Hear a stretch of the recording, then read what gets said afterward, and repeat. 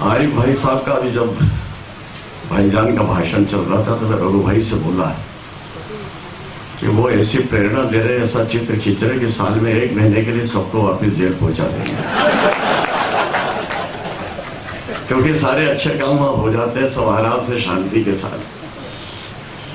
लेकिन बंधुओं, ये उन्होंने इसके माध्यम से बताया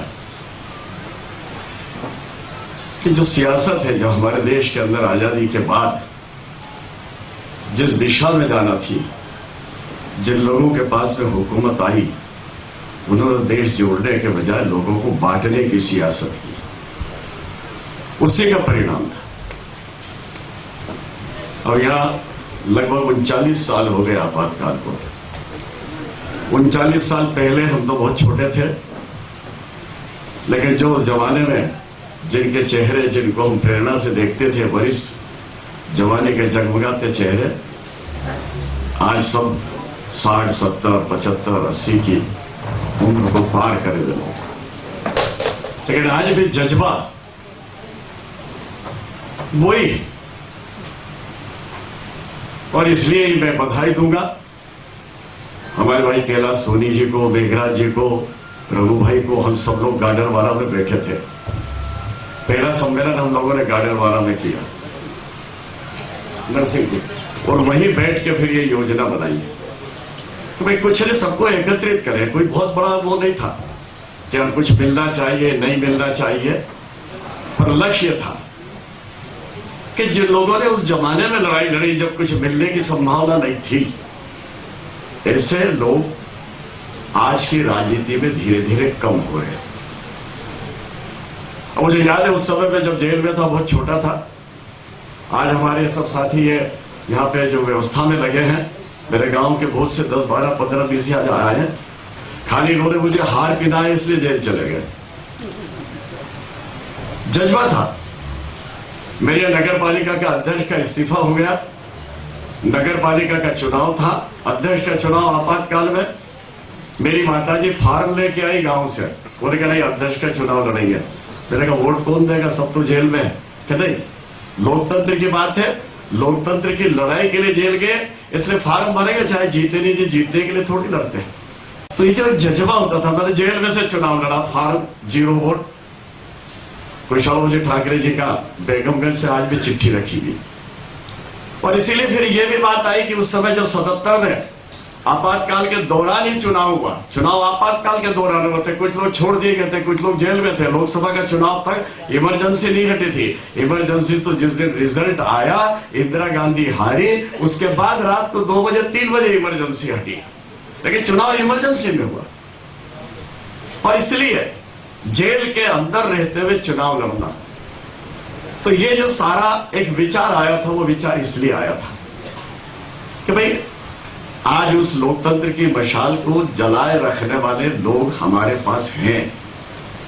और देश की राजनीति, मुझे कहने में आपत्ति नहीं है, और ये तो एक नया परिवर्तन आया है, लेकिन जुझारूपन कम हो गया।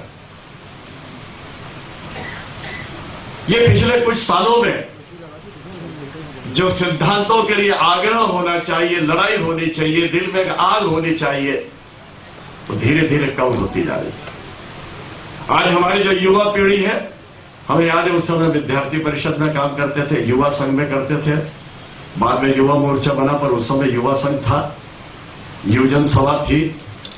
इंदौर में जब मैं क्रिश्चियन कॉलेज में पढ़ता था, मेरे साथी युवजन सभा के मानमोहन सोनी वगैरह सब, आरिफ भाई साहब जब जानते हैं, संघर्ष होता था, स्टूडेंट फेडरेशन थी, नौजवान सड़कों पे आते थे। तो ये जो एक संघर्ष का माता था, उसमें से नई पीढ़ी निकल के आती थी, राजनीति में आती थी, फिर जनसंघ में आती थी, समाजवादी पार्टी में, कम्युनिस्ट पार्टी में और पार्टियों में, और एक वैचारिकता चलती थी, एक केडर बनता था। डॉक्टर लोहिया ने हिंदुस्तान के अंदर गैर कांग्रेसवाद का नारा दिया, सारी पार्टियां एक साथ आकर खड़ी हुई। पहली बार हिंदुस्तान में 1967 के अंदर, चाहे दिल्ली में इंदिरा गांधी प्रधानमंत्री बनी हो, पर हिंदुस्तान के कई राज्यों में सोशलिस्ट सरकार बनी थी। पहली बार एकदम कांग्रेस का एक अधिकार टूटा था। और उस वैचारिक क्रांतियां जो होती थी, उसी के बाद में फिर ये चला। फिर जयप्रकाश जी नारायण जी के नेतृत्व में हिंदुस्तान के अंदर सब खड़े हुए, सारे राजनीतिक पार्टी के लोग आकर एक हुए। उन्हें कहा ये तरीका चलेगा नहीं, पर ठीक है, पहले अंग्रेजों का शासन था, एकाधिकार था, धीरे धीरे एक खानदान का एकाधिकार हो रहा। और आज विदेश के अंदर क्या है, आज नरेंद्र मोदी जी ने यदि उस बात को तोड़ा है तो यही था कि कांग्रेस में लोकतंत्र खत्म हुआ, कांग्रेस के अंदर एकाधिकार हो गया, एक खानदान का हो गया, एक मां और बेटे का अधिकार हो गया, बाकी सारी संस्थाएं नष्ट होती चली जा रही है। संवैधानिक संस्थाओं का अवमूल्यन देश के अंदर हो रहा है और इसलिए परिवर्तन हुआ। नौजवान आकर खड़ा हो गया, साथ में आ गया। लेकिन बंधुओं, ये तात्कालिक परिवर्तन है, तात्कालिक परिवर्तन आते चले जाते हैं। जनता पार्टी में तात्कालिक परिवर्तन हुआ, लेकिन वैचारिक प्रतिबद्धता नहीं थी, उसके कारण धीरे से बिखराव आया। आज जरूरत है देश को, आज नरेंद्र मोदी जी प्रधानमंत्री बन गए, अच्छे दिन आ गए, लेकिन अच्छे दिन बनाए रखने के लिए देश के अंदर वैचारिक क्रांति की आवश्यकता है। प्रतिबद्ध लोग होना चाहिए, सिद्धांतों से समझौता नहीं होगा। हम जिन कामों के लिए राजनीति में आए थे, आज से 40-50 साल पहले राजनीति शुरुआत की थी, तो कुछ मिलेगा ये सोच कर नहीं आए थे। कभी सोचा भी नहीं था कि पार्षद बनेंगे।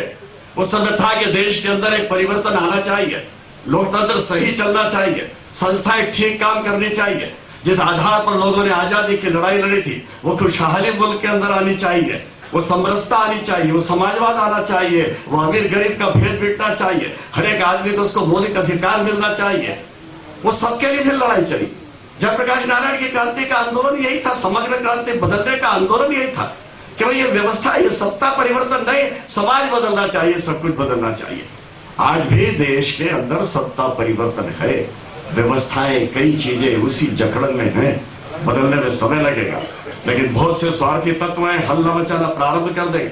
हमारी यहां लोकतांत्रिक व्यवस्था है, परिवर्तन में देर लगती है, लेकिन विरोध करने में बहुत जल्दी कोई देर नहीं लगेगी।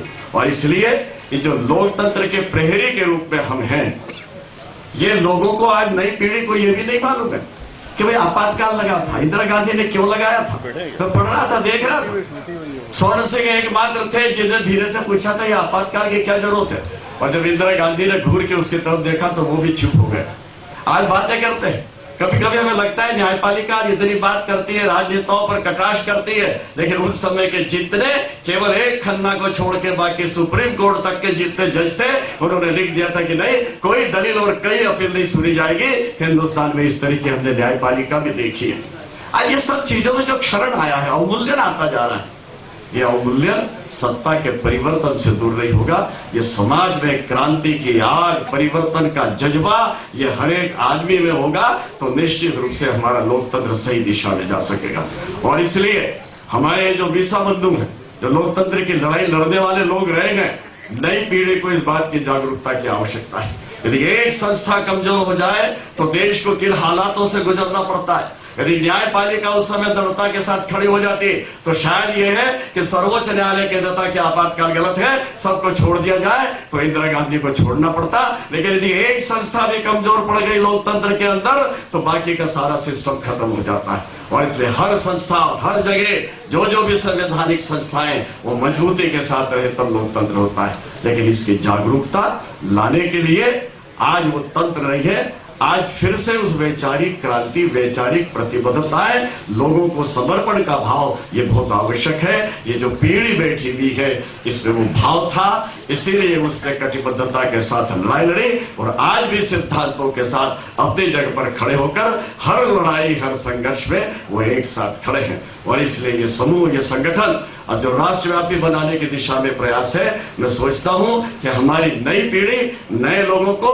हम विचारों के प्रति प्रतिबद्ध करके देश के जो संवैधानिक मान्यता मूल्य है उनके साथ जोड़ेंगे, देश के अंदर एक अच्छे वातावरण लाने की दिशा में रहेंगे, कुछ समर्पण कर सके राजनीति में, पाने के लिए नहीं, राजनीति में कुछ देने के लिए, देश के लिए, माटी के लिए कुछ करने का संकल्प लेकर देश में परिवर्तन के लिए और आगे सामाजिक परिवर्तन और बाकी परिवर्तन की एक लड़ाई आगे चल सके। इस दृष्टि से मैं सोचता हूं इस सम्मेलन का उद्देश्य होगा तो बहुत अधिक सफल होगा और हमको भी लगेगा कि इतने साल तक हमने जिन विचारों के लिए काम किया, आगे भी उस पीढ़ी में यदि 2, 4, 5, 10 भी हमने तैयार करें तो हमें लगेगा कि नहीं, उस संकल्प को, उस कार्य को हमने पूरा किया है। आज बहुत ज्यादा बोलने की जरूरत नहीं, आज तो आप सबका अभिनंदन है और मंच पर बैठे हुए लोगों का जिन्होंने इस दिशा में प्रयास किया, मैं उनको धन्यवाद देता हूं और आप सबका अभिनंदन करता हूं। बहुत बहुत धन्यवाद। क्योंकि जिंदगी का तो ऐसा है, किसी शायर ने कहा है एक जिंदगी बहुत थोड़ी होती है जिंदगी को समझने के लिए। एक जिंदगी बहुत थोड़ी होती है जिंदगी को समझने के लिए। ए मेरे खुदा एक और जिंदगी दे दे जिंदगी को जीने के लिए। बहुत से लोग हैं जिन्होंने पूरी जिंदगी लगा दी, जीने की तो कल्पना नहीं करी, लेकिन पूरे समझने और संघर्ष में पूरा जीवन लगाया। हमारे रघु भाई उनमें से एक है, और इसलिए ये सारा जो संघर्ष का जज्बा है वो बना रहे, इसीलिए ये आयोजन है। बहुत बहुत बधाई। बहुत